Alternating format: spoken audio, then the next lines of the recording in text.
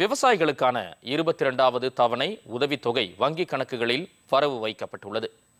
இதனால் மகிழ்ச்சி அடைந்துள்ள விவசாயிகள் மத்திய அரசுக்கும் பிரதமர் நரேந்திர மோடிக்கும் நன்றி தெரிவித்துள்ளனர்.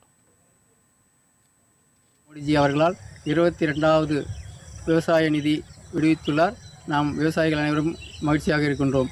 இந்த நிதியை பயன்படுத்தி விவசாயத்திற்கு தேவையான உயிர் உரம் வாங்குவதற்கு, சிறு களைக்கொல்லிகள் வாங்குவதற்கு போன்ற சிறு இடுபொருள்கள் வாங்குவதற்கு பெற்று விவசாயிகள் மகிழ்ச்சி அடைவோம். பாரத பிரதமர் நரேந்திர மோடிஜி அவர்களுக்கு நன்றி செலுத்திக் கொள்வோம். 22வது தவணையாக கிசான் கார்டு மூலம் 2000 ரூபாய் எனது வங்கி கணக்கில் வரவைக்கப்பட்டுள்ளது. இதன் மூலம் விவசாயம் சார்ந்த இடுபொருள் வாங்குவதற்கு மிகவும் உறுதுணையாக இருக்கிறது. இதன் மூலம் கள்ளக்குறிச்சி மாவட்டம் சார்பாக நரேந்திர மோடி ஐயா அவர்களுக்கு மிகவும் நன்றியை தெரிவித்துக் கொள்கிறோம்.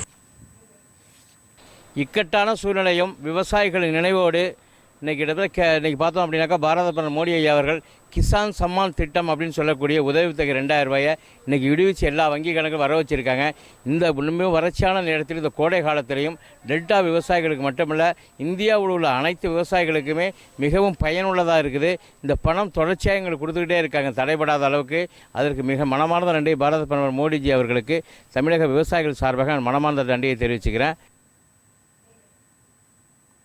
தினம் 22வது தவணையாக நம்முடைய PM கிசான் பணமானது வந்திருக்கின்றது.